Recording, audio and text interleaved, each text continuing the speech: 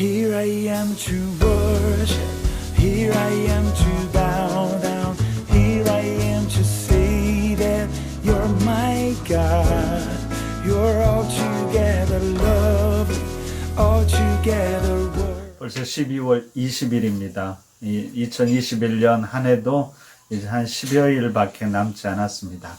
여러 가지 계획을 세우는 것도 중요하지만 말씀과 기도로 한 해를 잘 마무리하시고 다가오는 2022년도도 잘 준비하시기를 부탁드립니다. 우리 함께 사도신경으로 신앙 고백하고 함께 말씀 나누도록 하겠습니다.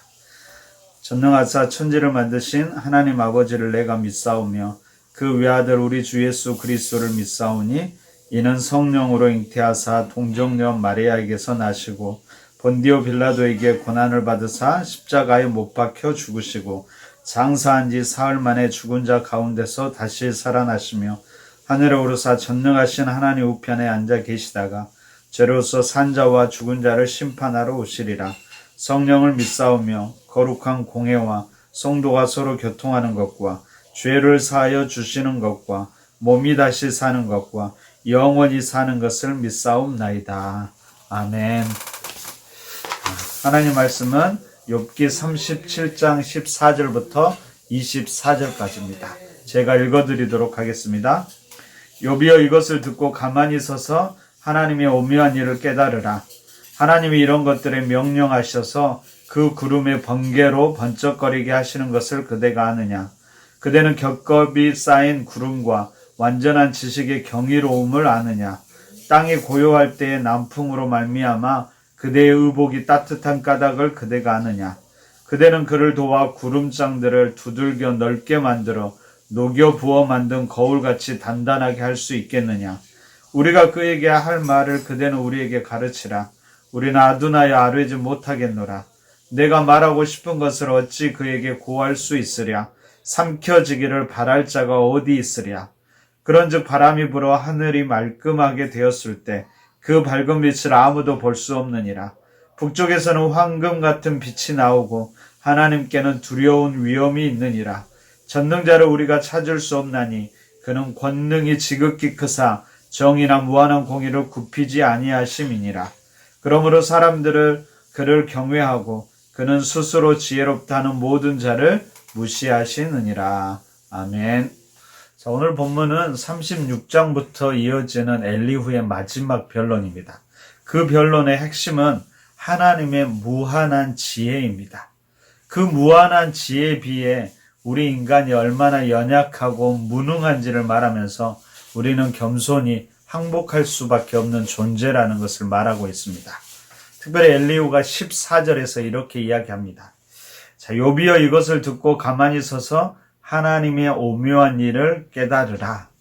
자, 엘리후가 욥에게 깨달으라고 말하는 것은 아직 욥이 무엇인가를 잘 모르고 있고 아직도 욥이 무엇인가를 잘못 생각하고 있기 때문입니다.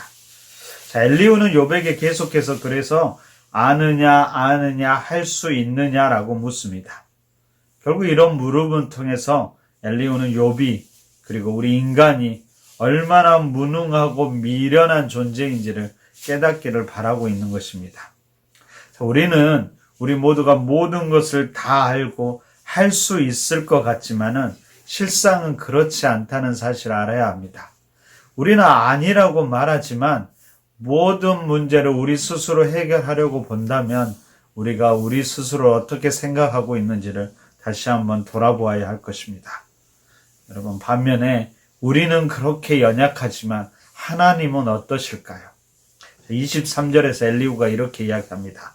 전능자를 우리가 찾을 수 없나니 그는 권능이 지극히 크사 정의나 무한한 공의를 굽히지 아니하심이라. 엘리후는 특별히 하나님을 전능자라고 말하고 있습니다. 바로 그분은 창조주로서 우리와는 질적으로 다른 바로 하나님이라고 말하는 것이죠. 여러분, 특별히 우리가 하나님에 대해서 가져야 하는 중요한 두 가지 큰 개념이 있습니다. 그 중에 하나는 하나님은 전능하신 하나님, 전능하신 창조주라는 사실입니다. 그럼 우리가 고백하는 사도신경의 제일 앞에 있는 첫 구절은 어떻게 될까요? 그것은 바로 전능하사 천지를 만드신 하나님 아버지를 내가 믿사오며 말하지요. 여기서 하나님께서 천지를 만드셨다라는 것은 하늘과 땅, 그 안에 있는 모든 것들, 물질적인 것들뿐만 아니라 정신적인 것들, 그리고 역사적인 것들, 모든 것을 포함하고 있습니다. 하나님이 그 모든 것을 만드셨다라는 것이죠. 바로 이것이 우리의 믿음의 가장 기초이고 출발점입니다. 하나님은 전능하신 창조주이십니다. 그 창조주로 우리가 하나님을 고백할 때 우리는 자연스럽게 피조물로서 내려앉게 되고 바로 하나님과 우리가 질적인 차이가 있음을 우리는 깨닫게 되는 것입니다. 그래서 하나님은 우리의 모든 것을 알고 계시지만 우리는 그 하나님의 뜻과 마음 그리고 계획을 다 알 수 없는 것이죠. 만약에 그렇다면 우리에게 필요하고 마땅한 태도는 무엇일까요? 그것은 바로 믿음으로 인정하는 것이고요. 순종함으로 받아들이는 것입니다. 왜냐하면 하나님은 창조주시고 우리는 피조물이기 때문입니다.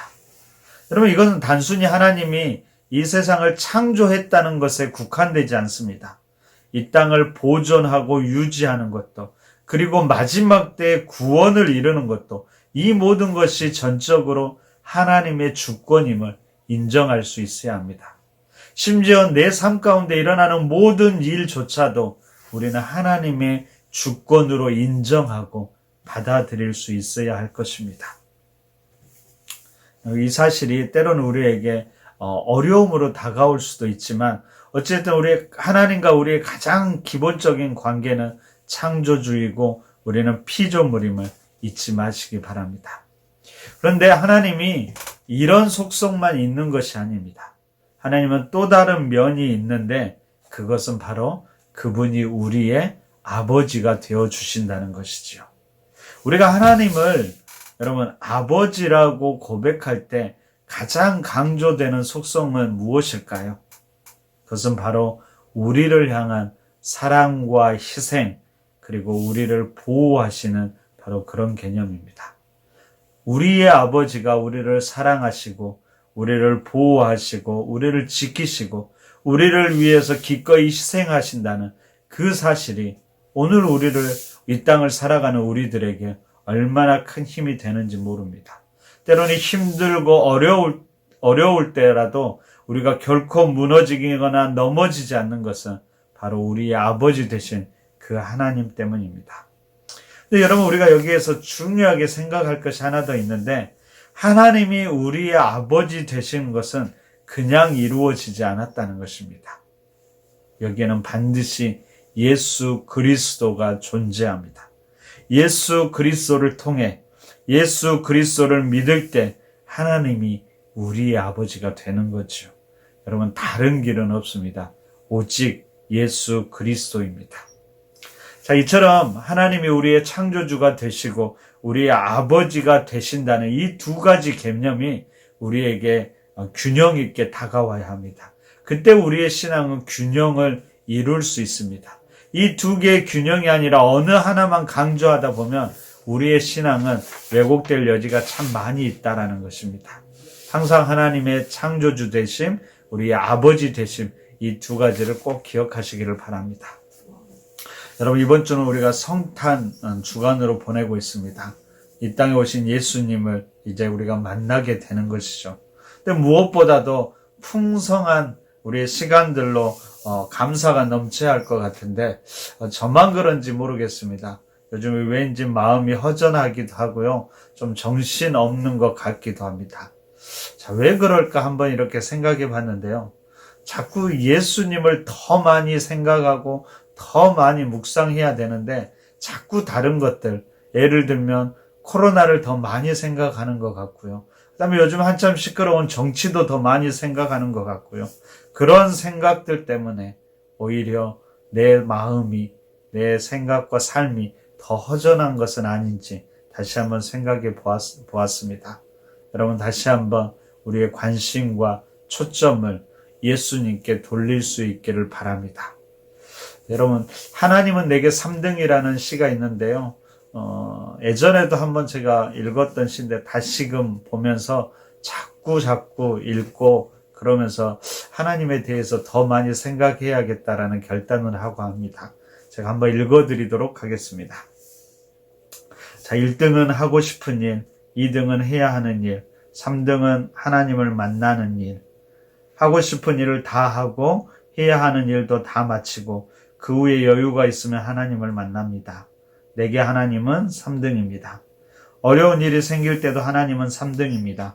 내 힘으로 한번 해보고 그래도 안 되면 가까이 있는 사람에게 도와달라고 하고 그나마도 안 될 때 하나님을 부릅니다. 그래서 하나님은 내게 3등입니다. 거리에서도 하나님은 3등입니다. 내게 가장 가까이 있는 사람은 내 자신, 그 다음은 내 마음을 알아주는 사람, 다음에야 저 멀리 하늘에 계신 하나님이십니다. 내게 하나님은 언제나 3등입니다. 그런데 말입니다. 하나님께 나는 1등입니다.